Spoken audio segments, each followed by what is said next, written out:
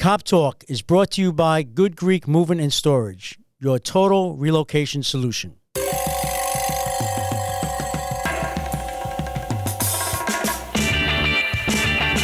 This is Cop Talk, talking crime, cases, and backing the blue. Now, here are your hosts, Captain Ed Mehmet and Detective Kevin Schroeder. Welcome, WABC listeners, to another episode of Cop Talk. This is retired New York City Police Captain Edward Mamet, the co-host. And today I am the host because our host, Detective retired first grade Kevin Schroeder, is out somewhere in the world on a covert assignment. And if this keeps up, he's going to wind up being the co-host and I will be the host. Well, anyway, today we have a most interesting guest. We have Leah, Anaya, and she is the managing editor of Police News, a website called Law Enforcement Today, or LET. Leah has a huge following. She has 850,000 people following her on Facebook, 55,000 following her on Twitter, 540,000 on YouTube, and subscribers 103,000 to Instagram. Her father is a retired police officer, and her husband is an active duty police officer. She has the most interesting background. She was in the U.S. Army from 2004 to 2006. She was a police officer in Oakland, California from 2008 to 2010. She was a police officer in Vancouver, Washington from 2011 to 2015 when she took a medical retirement. She also is the business operator manager, Washington State Fraternal Office of Police, 2020 to 21. She has trained peers and spouse support advocate for first responders. And she is a writer of 2 published books. Interesting. Policeman Daddy and Police Mommy. How cute. Welcome, Leah. Hi, thank you. Please tell us about your law enforcement background. Well, you kind of summed it up, but I started in Oakland, California, following in my father's footsteps. And then the city of Oakland, for some reason, thought that laying off almost 100 cops was a good idea. And so my husband and I, he wasn't my husband yet, but we were both forced to find employment elsewhere. And it ended up being a blessing in disguise because now we'd moved up to Washington. We were both hired with the Vancouver Police Department. And God kept telling me that I was done, and I kept telling him no, but he kept injuring me. And finally, I wasn't able to ignore it anymore. So like you said, I took a medical retirement. What about your military career? I was an intelligence analyst, very short-lived. Obviously, it was only 2 years. I got pregnant with my first child. That's when I got out, so that I wouldn't be deployed.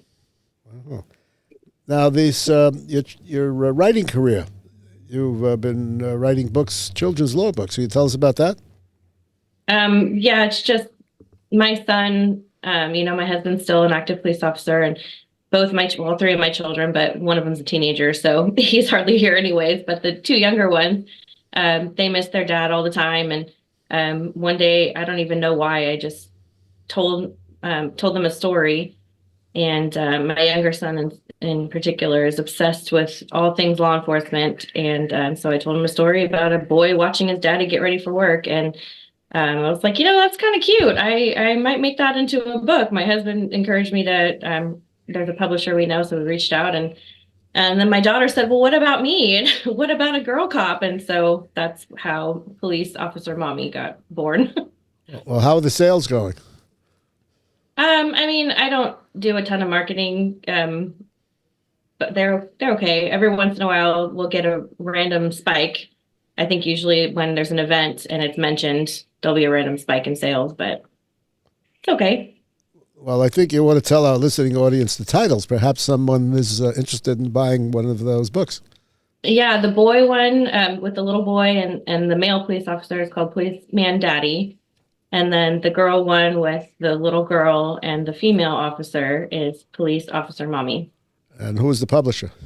They're both published by Tactical 16. It's a publishing company that works with first responders and military veterans. They're pretty awesome. So can they be purchased online?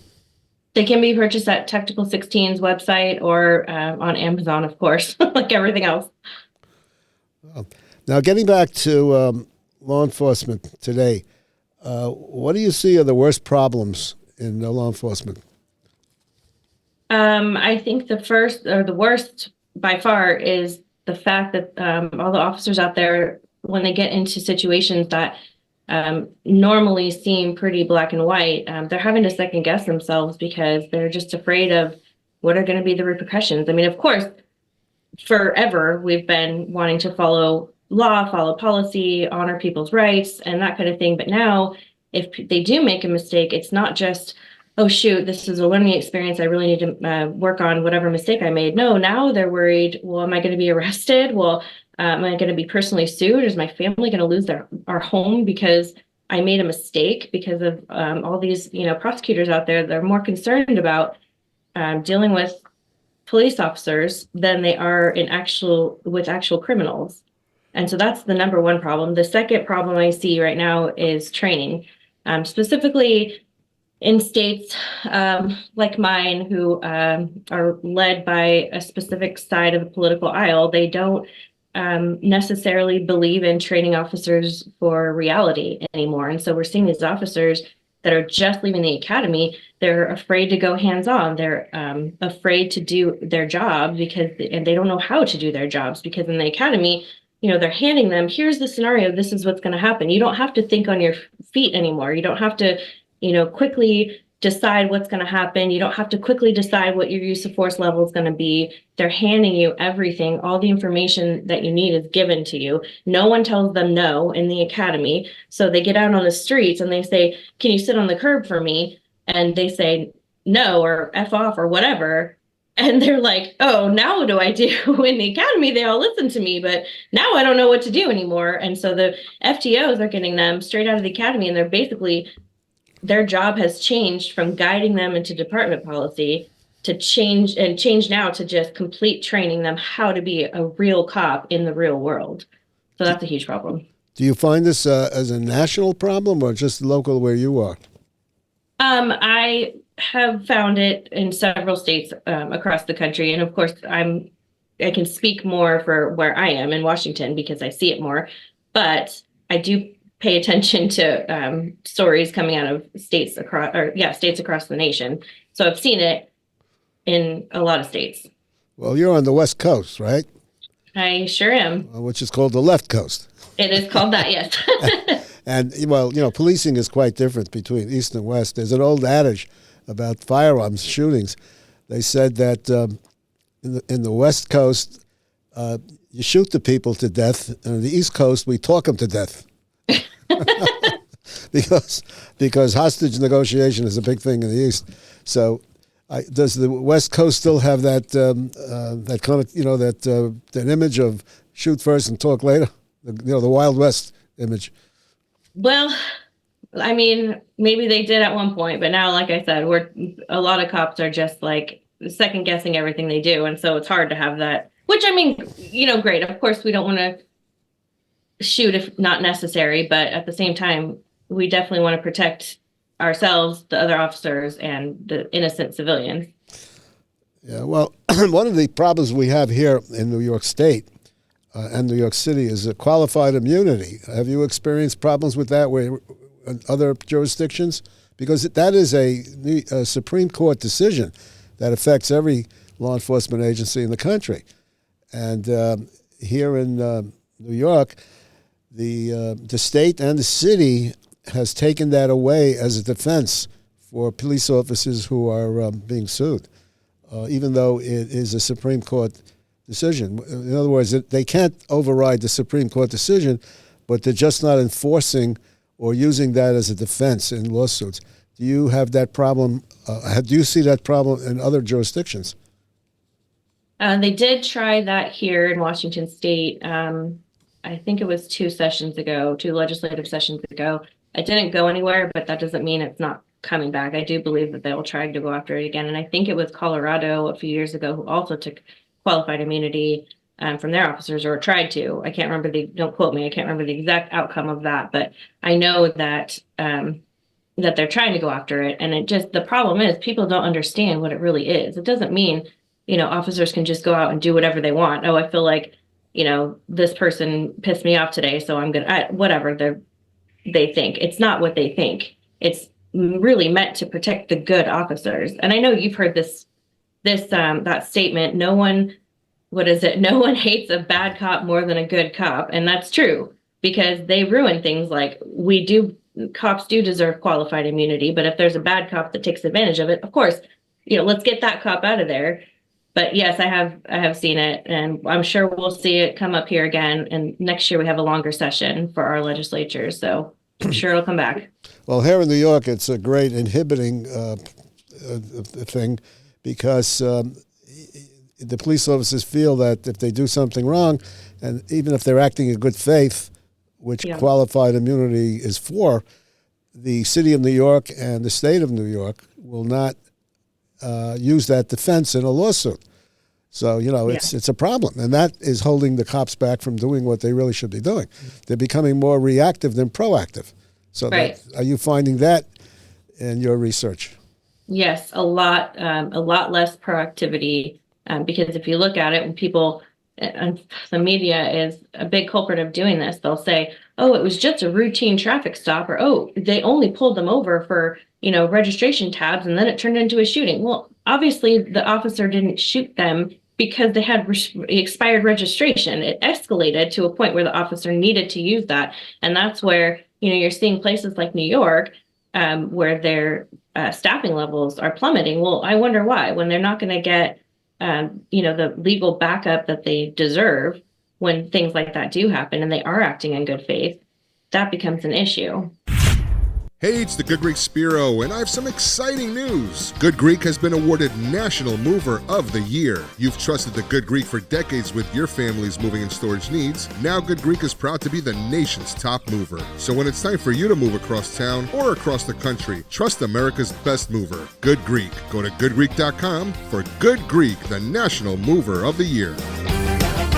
Good Greek Moving and Storage, your superhero movers. This National Foster Care Month, Marine Toys for Tots is providing hope to children who need it most. Staff Sergeant James Caldwell, who grew up in foster care himself, shares that while handing out gifts at a Toys for Tots distribution event, a little girl looked up at him, reached into her bag, pulled out a stuffed animal and said, "Someone needs to make sure you get a toy too." That simple gesture embodies the heart of Marine Toys for Tots, ensuring every child, including those in foster care, experiences the kindness that can transform their future. Visit toysfortots.org today. Ready to make a real impact every day? Join the Active Day Home Care team and help clients maintain their independence in the comfort of their own homes. Make a difference in someone's life as you provide essential daily assistance and protect their health and happiness. Earn up to $20 an hour and enjoy additional perks like optional daily pay, 401k, paid time off, ongoing educational training, and more. Join a team that values care, compassion, and your professional growth. Visit activeday.com to apply. Everything from clothing to household items are getting more expensive each day. American Giant is about keeping things simple and close to home. They aren't affected by tariffs because their products never leave the U.S. Support American-made, tariff-free clothing with American Giant. Get 20% off your first order when you use promo code STAPLE20 at american-giant.com. That's 20% off when you use code STAPLE20 at american-giant.com. Now let's turn to one of my favorite topics, illegal immigration. You write extensively about that. Can you tell me? I think it's important for people to know what's going on, because most of what I get the writing from is press releases from Customs Enforcement, Border Patrol, Customs Border Protection. They give out the press releases, and the media ignores it. The mainstream media ignores it. And I think it's very important for people to know what is actually coming over our borders. I mean, people say, oh, it's unaccompanied minors and women and children. And yeah, there are some of that or some of those. And yes, let's help those people in a legal way. But that's not the majority of what's coming across our border. It's fighting age men. And most of it right now, the highest number of illegal immigrants we have right now are from China. And so when you couple that with things like, breaches in our spyware protection and all that kind of stuff, they're traced back. Yeah, some of them are allegedly from Russia, but a lot of them are traced back to China. So you have this coupling of breaching into our data, breaching into our in some cases the government data, and then you have this influx of Chinese migrants coming over illegally from the north and southern border, and you put those together, and it's just that's what's coming across our border. It's not women and children. It is terrorists. It is rapists. It is murders. It is drugs. Well, that's true. I was going to ask you about the fentanyl problem. That's a crisis. It is absolutely a crisis. And they're finding different ways to bring it into our country. And then there's so many other crises here that are directly tied to it. Look at the homeless industrial complex. We have millions, sometimes billions of dollars going to these homeless people, but they don't want the help. Well, why don't they want the help? It's because they want the drugs. And where do they get the drugs? From illegal immigrants who bring the drugs over. And they're, when we do bust them, we find them in things like wheel wells. We find them in jars of lard. We find them in carrots was the most recent one that I could not believe, but there's drugs coming over in shipments of carrots. That's interesting. I hope I don't eat one. Yeah, I hope you don't either. Well, the sanctuary city situation, in your research, do you find that there are more agencies that are dealing with agencies in sanctuary cities or not? And what do the police officers do in those places? I worked. I'm sorry. How do they deal with the problem? Well, before it became this out of control, I worked in a sanctuary city, and it was very frustrating because you see a criminal and you want to report the criminal, but you can't report the criminal because the local agencies aren't cooperating with the federal agencies that are meant to take those illegal immigrants out. So I can only imagine it's just as frustrating when they see. For example, here in Washington State, we had a Washington State trooper, Chris Gadd, and he was murdered by an illegal immigrant. Well, he had been contacted, I think it was 4 times before that for other criminal-related instances. Well, if they would have been able to cooperate with the feds and get him out of there, well, maybe this trooper wouldn't have been killed. Well, let's name and shame that sanctuary city that you referred to. Well, that one was in Seattle. The one I was talking about was Oakland. That's where I worked. I worked there, but that one was up by Seattle. Well, that doesn't surprise me. Oakland. Yeah. Oakland is a place upon itself. But what about true. What about cities that are not sanctuary cities? Do you have any information on how the police are dealing with the illegals? They're doing their job. They're doing what they're supposed to do. I mean, when you come across an illegal immigrant, you just treat them obviously like a human being, but you also treat them like any other criminal as far as probable cause statements. And then prosecutors are supposed to come in and actually prosecute them. And then we cooperate with the feds and we get them out. And so from what I'm seeing in those states that actually do want to protect our borders and their own borders, that's what they're doing. But it's the other states like California, like Washington, like New York, that they're not doing those things. And that's where the crime from illegal immigrants is just rampant. Well, recently I talked about an idea I had about those cities that are not sanctuary cities deputizing their local police officers as immigration agents so that they can enforce immigration law. Now, in the past, when I came in the police department in New York, we didn't actually enforce immigration law, but if we suspected someone was here illegally, we would detain them, contact what was then Immigration and Naturalization Service, who would come and they would take the person away. But I think if the certain police agencies were deputized by the federal government as immigration officers, they could actually make the arrest as immigration officers and hold them for ICE and take them away. What do you think about that idea? I think that's a fantastic idea. They're out there anyways. They're doing the work anyways. They want the same things. They have the same goals. I think it's a fantastic idea. Well, we have to get that across. Well, if Trump becomes president, he said we're going to have the largest deportation in history. And I can't see that being done without the cooperation of local police officers. Because very often local police officers are the first ones to come into contact with the illegals. So, the police will be a very important part of the role.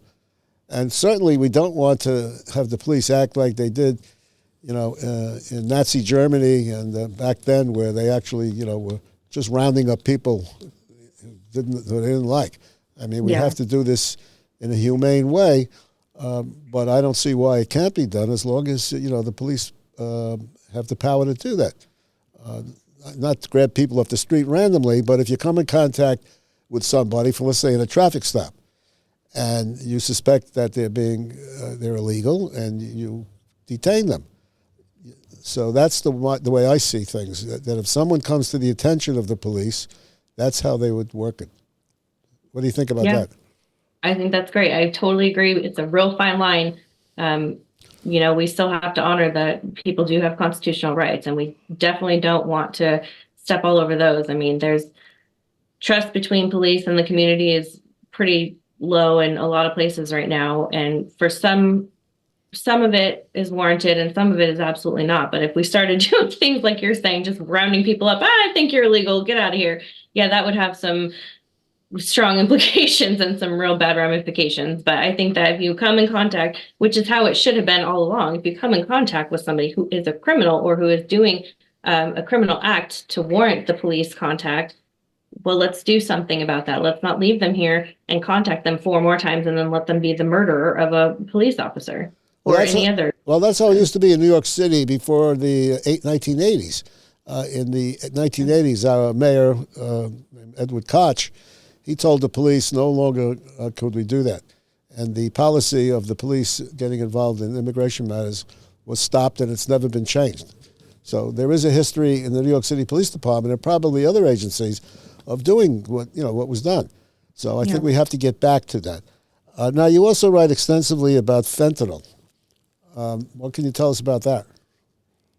I think that fentanyl is more dangerous than people realize, and that's the main issue is that it's taken over from many parts of the country. It's taken over from methamphetamine and heroin. People don't do those as much anymore. They're going straight to fentanyl, and the problem is people don't know that it gets laced and cut with other products that make it so much more deadly. Just from the first use, or even, you've seen a bunch of times where officers come in contact and they're not even ingesting it, they're touching it, and they're needing Narcan to bring them back to life. And that's the problem, is it's extremely dangerous, it is extremely addictive, and we are seeing higher percentages of overdoses, whether they result in death or not, due to fentanyl. Well, you raise an interesting point. You said that the police officers touching suspects who are carrying fentanyl are getting hit with the fentanyl problem themselves?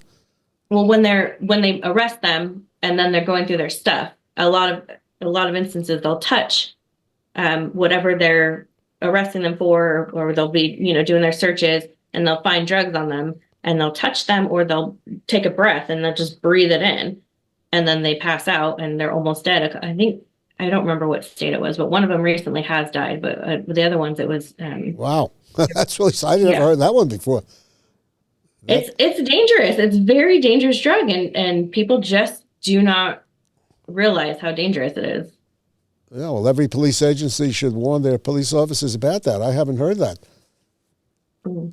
In my time when I was a detective in narcotics, we were worried about getting stuck with needles, the junkies' needles, when we searched them. So, inexperience with cops would do that. The detectives that I work with and myself, we would say, empty your pockets to get the needles out. But there was a problem. You get not so much an addiction problem, but you're worried about diseases, communicable diseases like hepatitis. Yep. And today it would be other diseases, but back then hepatitis was the big thing. Now, current and future law enforcement plans for your law enforcement today a magazine. What do you have to do? What are you doing with that? Well, Kyle Reyes is the owner, and he is really the man behind the curtain, except for he's not behind the curtain. He is doing a lot. He is always acquiring new. We got Blue Lives Matter, Police Tribune. He is just trying to become a major law enforcement voice, which we are already. Those numbers that you said earlier of followers, that's Law Enforcement Today followers, not my personal ones, but he wants to be a voice in law enforcement. He wants us to speak. Normal media, we get it. There's bad cops. We get it. There are bad instances where police are doing things they shouldn't be doing. And the media covers them extensively. They do a really good job. And so our position is we're not trying to cover up that police do bad things. We certainly want them to be held accountable, but we want to highlight the good police officers. We want to highlight the good that law enforcement does, local and federal as well. Kyle is working with a lot of different agencies and a lot of different he's taking cameras down to the border to bring awareness to what's actually happening at our borders, so that like I said before, mainstream media is not reporting the stories that we're getting about things coming over the border. Well, Kyle's going down there to witness them firsthand and video them firsthand so that people can see them. We've also are partnering with National Law Enforcement Memorial Foundation. He's going to be reading the names of our fallen officers at Police Week this year.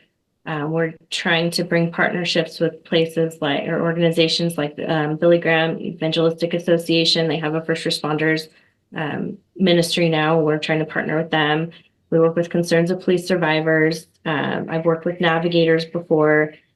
I work with an organization called Moms for America, and we're trying to bring a partnership there as well, because we have the same goals. We love America, we love God, and we want America back. We also have a video stream platform called letunity.com, and that's where he brings all of his border escapades and everything he's doing on that end. That's where he brings those. So letunity.com is a great place to go to connect with that. You mentioned the problems at the border. Can you tell us some of the problems he has discovered?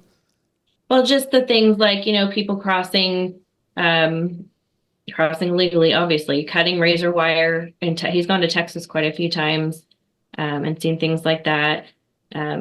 People trying to cross in a river and drowning or near drowning, and then our guys have to go help them. It's just craziness. It's crazy what's happening right now. Where is the hot spot? There's a lot of them. In California, there's San Ysidro. There's El Paso. Eagle Pass is a big one. There's quite a few. And the thing is that it's important to note as well that, we do have hot spots, like you say, but every state is a border state. There are things that I've noticed in the last few weeks. There's I don't remember exactly what they were, but illegal immigration busts in Oklahoma. There was one in Arkansas. Of course, we had Laken Riley in Georgia, who was killed by an illegal immigrant. There's, Washington State up here. We had the illegal immigrant kill our trooper. I mean, every single state should be concerned with what's happening at the southern border and the northern border, because every state is a border state. Well, that's true. We're reaching out to the chief of El Paso Police Department. Mm-hmm. We'd like to get him on this podcast, because I think they're having one of the worst situations, whatever. It's just mind-boggling. And it's true. Every state is a border state, and the northern border is something to be concerned about. I think it's a problem that people don't pay much attention to. Yeah, I agree. So that's a big thing. How do people get in touch with you? How do they find your magazine? Lawenforcementtoday.com. Very easy. We're on Facebook. We're on Twitter. We're on Instagram. Follow us on all those things. All right. Is there anything else you would like to tell us as while we have you here? That we haven't covered? No, I don't think so. I think just if anybody out there that's listening follows Jesus, just keep up your prayers for law enforcement. Keep up your prayers for the people that are the journalists that are bringing awareness to what's going on with law enforcement and specifically the border. And hopefully we'll get our country back. Let's hope so. Well, Leah, thank you very much for this interview. You're quite knowledgeable lady. And let's hope that what we talked about takes fruition. Thank you very much. Thank you so much. Thank you. At this time, I'd like to thank everyone for listening. And if you like what you hear, please subscribe. You could also follow us on Twitter at Cop Talk WABC. That's at Cop Talk WABC. Until next time, be safe out there. God bless law enforcement throughout the world, and God bless America. Thank you.